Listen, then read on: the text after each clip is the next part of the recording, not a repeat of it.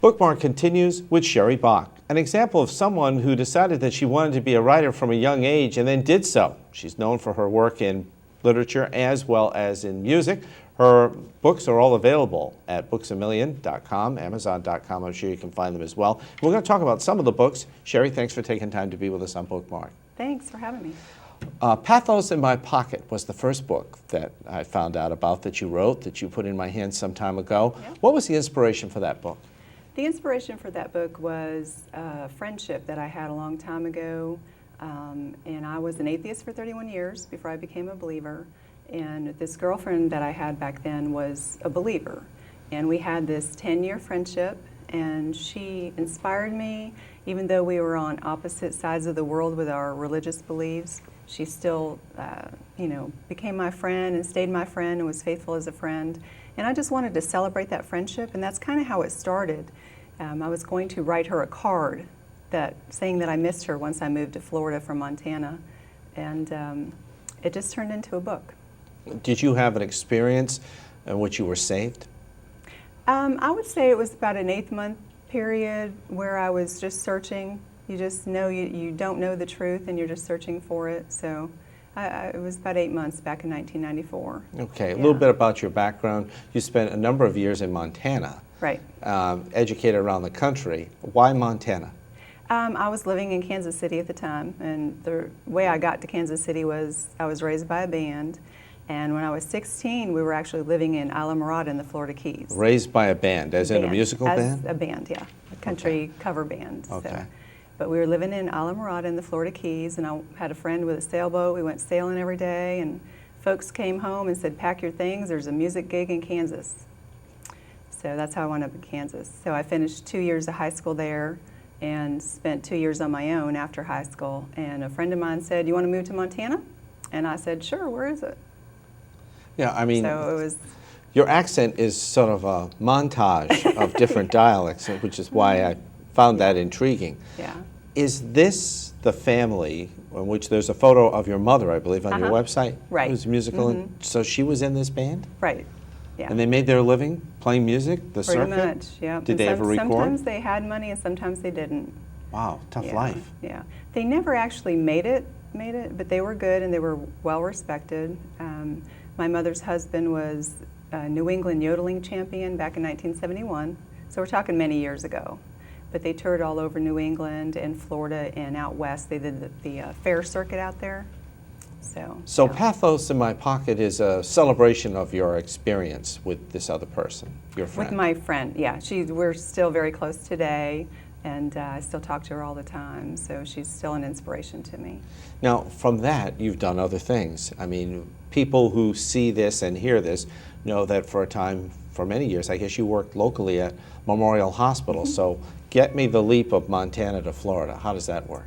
Montana to Florida. When I lived in Montana, I was married there, had 2 children. Both my kids were born there.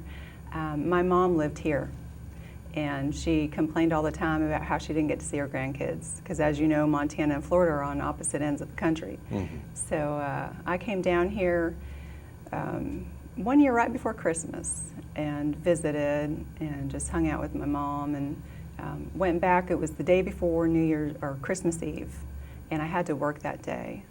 And I was on the highway, my car broke down, and literally like 100 people passed me, would not stop. I was standing outside my car waving my arms, and it was like 20 below zero. That day I went home and told my husband, I'm moving to Florida, are you coming? So that's pretty much. Did he come? Yeah, he did. Yeah, okay. So you come to Florida, do you work odd jobs before you end up at Memorial Hospital? No, that was the first job I had. We moved here in September '93, and it was in March of '94 that I started working for the CEO of Memorial Hospital. Many people here would know that would be Dick Lind. Dick Lind, yep. And stayed there until when? 2004, actually. And then you went to work for the Kalins? That was a couple years after that, yeah, after Memorial. And so while all this is going on, are you keeping notes? Are you writing? Are you making plans for your literary career, or what? Part of what I didn't realize with my writing was that I started writing when I was 8 years old, and I didn't realize I had a talent for writing until my 30s. I always wrote to some capacity in whatever job I was in. When I was in retail, it was advertisements, and when I was an executive assistant, press releases and letters to physicians about things I didn't know. And so I was always writing, but just didn't, consciously think of it as writing. But I had 22 years of raising children and kind of put my creative side on hold to raise children. And so once that started coming to an end, I don't know if you have teenagers, but when my son turned 17, I was either going to kill him or get a hobby. Yeah. So. Now, your son in the military now, Yeah, correct? Yeah. And Okay. that only lasted a year, that 17 to 18 age when they, they don't like you, you don't like them so much, but yeah. Yeah, I'm fearing when that happens. Yeah. Also, you have a daughter. Uh-huh. And has she displayed any musical or literary ability? They both have a talent for writing, but they're both really not pursuing that. They're kind of more into the college thing and learning and the military and. Okay. Before I get to Jekyll and Hyde, what was the central message that you wanted readers to get out of Pathos in My Pocket? What's the meaning that you want to get out of that? I guess I wanted to say to people, once I realized I was writing a book, that if you are a believer and you have a friend who's not a believer, that just keep loving them. Just keep loving them and showing them that your beliefs work, because they are going to get to a point where they need something bigger than them.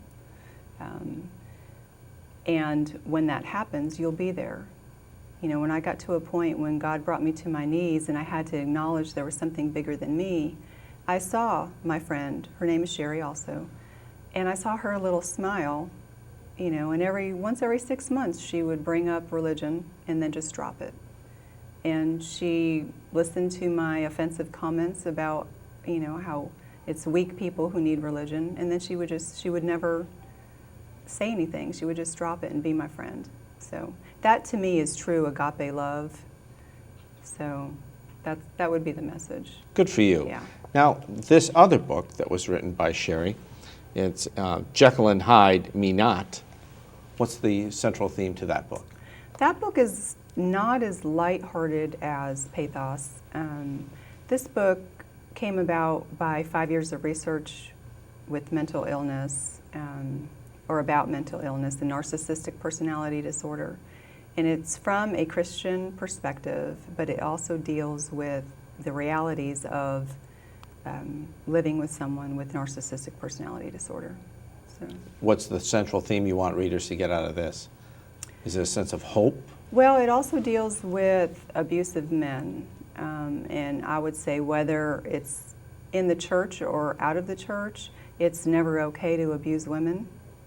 And I know that this is kind of a controversial book because it does take that stand, and there are a lot of churches who say you have to stay in a marriage or in a relationship even if it is abusive, and I disagree with that. So. You were a ghostwriter. Tell us that story. I was hired to write a book for a client out of Louisiana. It was very interesting. It was my first experience. It got a little weird for me, and I think going forward, if I were to take on a ghostwriter job again, I would be a little skeptical and ask more questions. It was written for a gentleman in Louisiana. As I said, he spent 27 years in the military, in the Navy, had a great story. It was just that I was not on the same page with the team that was surrounding him, marketing him.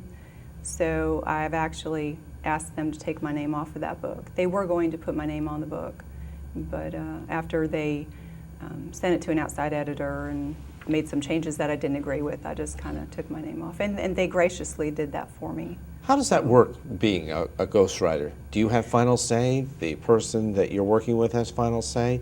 How do you decide? Well, it depends on the contract, but basically you interview a person until you get into their head. It's like, if you were taking on an acting job for a homeless person, it'd be similar to going and being a homeless person. You try to get into that person's head as much as possible. interview them, ask them a million questions. I asked him particularly how he would like to be portrayed in the book. You know, did he want to be portrayed as a generous man, because he has 17 years of higher education. He's a medical doctor and a surgeon, and I asked him if he wanted to be portrayed as an intelligent man, and he basically, in his words, just write the book. So, you know, you try to get into their head and what they want to say. So Did you use a literary agent, or would you use a literary agent in the future to make sure all the I's are dotted and T's are crossed? Well, I have in the past, and I may in the future. It just depends on the situation. Now, Abundant Christmas by Sherry Bach is going to be made into some sort of a screenplay, am I correct? Well, it's a play for, I'm going to actually have the first act done. I'm going to approach some churches in Nashville to see if they would be interested in putting that on, or here in Daytona also. It's just kind of lighthearted, and it deals with finding a child's natural talent, whoever their caregiver is, whether it's their parent or whoever's raising them. I believe that we all have natural talents, and I think it's important to recognize what those talents are. You make your life in Nashville, and you have kept property here in Palm Coast as well. Why Nashville? Is it simply because it's the music mecca? Not really. If you've ever been to Nashville, as soon as you step into the city, you feel the friendliness, and it's like a family. My son went his first year to college there at Lipscomb University about 4 years ago, and I just fell in love with the city. There's so much energy. The music is one thing, and maybe that's why there is a lot of energy, but there's a lot of creative people there. And as I was done raising children and allowed my creative side to be more open, I felt very welcome in Nashville. So. But you come back to Palm Coast. Absolutely. I just spent 4 days on the beach. It was wonderful. So, yeah. And don't miss Montana. I do miss Montana. Do you really? My ultimate goal is to have a house in Nashville, keep the house in Flagler, and have a house in Montana. So. Wonderful goal. Yeah, yeah. Is there a type of book that you would like to write sometime? Is it biography? Is it maybe a real act of fiction? Is there something that you would like to grow into? There's folks that keep telling me that I should write a book about how I was raised, because not everybody is raised by a band and finds a way to be in a dysfunctional environment like that and then turn out halfway normal. So, and I only said halfway. So that might be a venture that I might take on. What's the next project we're going to be able to see? The play for Abundant Christmas. When will it be ready, do you think? I'm hoping in 2 months. Good for you. So, yeah. And what do you do in Nashville? I'm an executive assistant for a CEO of a healthcare company there, and do that Monday through Friday, very corporate-brained, and then on the weekends get to co-write. We're working with some young artists there and songwrite and be around music. It's wonderful. I was going to say, and what about your music? Have you written much music?